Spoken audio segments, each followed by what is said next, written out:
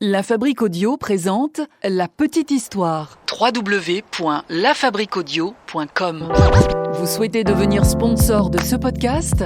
Contact @lafabriqueaudio.com. Salut tout le monde et bienvenue dans le podcast de La Petite Histoire, un podcast à écouter sur lafabriqueaudio.com et un podcast à écouter également sur l'ensemble des plateformes de podcast qui existent, Deezer, Spotify, iTunes, Apple Podcast. N'hésitez pas d'ailleurs à laisser des petits commentaires et des notes sur l'application Apple Podcast. Aujourd'hui, dans le podcast de La Petite Histoire, on va s'intéresser non pas à un personnage de fiction qui a marqué un film ou une série, mais on va s'intéresser à un personnage dont on a souvent parlé, notamment dans les aventures de Tintin. C'est le capitaine Haddock qui énonçait ce personnage, plutôt pour l'utiliser comme une injure. Il s'agit du crétin des Alpes. Le crétin des Alpes a-t-il existé ? On a très souvent entendu parler de ce fameux crétin des Alpes, mais d'où vient cette légende ou alors cette réputation ? Eh bien, on va s'y intéresser aujourd'hui dans La Petite Histoire. Ah ouais, Quelle histoire ça aussi.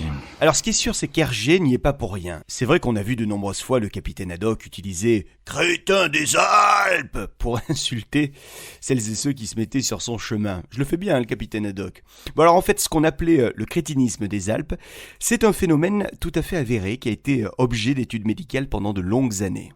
Au début du 19e siècle, les autorités de la Suisse, de l'Italie ainsi que de la France s'étaient rendues compte qu'il y avait dans les régions alpines des trois pays beaucoup de personnes qui souffraient de mêmes symptômes.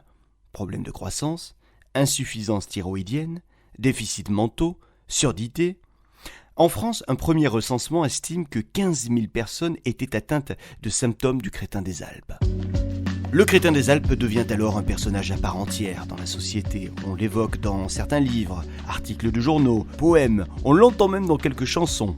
Et certains intellectuels font même de lui un surhomme, fort, sauvage, tout le contraire au fond de l'homme urbain.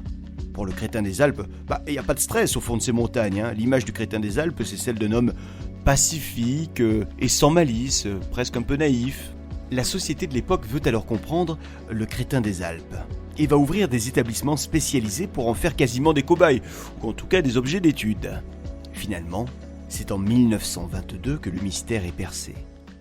Le crétinisme des Alpes est la conséquence d'une insuffisance d'iode pour ces habitants qui se trouvent éloignés des mers et en altitude et ne mangent pas de poissons. Un changement de l'alimentation, une alimentation donc plus iodée, résoudra rapidement le problème. Mais la renommée du crétin des Alpes est, elle, bien installée. Elle va continuer son chemin jusqu'à ce podcast de La Petite Histoire. Ah ouais, Quelle histoire ça aussi. Si l'histoire du crétin des Alpes vous intéresse particulièrement, je vous recommande l'ouvrage d'Antoine de Becque, Histoire des crétins des Alpes, aux éditions Vuibert, qui revient sur cette histoire de société. Merci à toutes et tous de nous avoir suivis avec La Petite Histoire. La Fabrique Audio propose également d'autres podcasts. Un premier podcast sur les restaurants, les bonnes tables de la région Provence-Alpes-Côte d'Azur. Si vous passez par là ou si vous habitez en Provence, n'hésitez pas à écouter le bouche à oreille avec son narrateur Olivier Gros. Il y a également le podcast Les Aventuriers, histoire de découvrir des récits de voyageurs, d'expatriés au bout du monde. Quant à moi, pour La Petite Histoire, je vous retrouve très vite avec La Fabrique Audio. La Petite Histoire. La Petite Histoire. www.lafabriqueaudio.com. Vous souhaitez devenir sponsor de ce podcast ? Contact @lafabriqueaudio.com.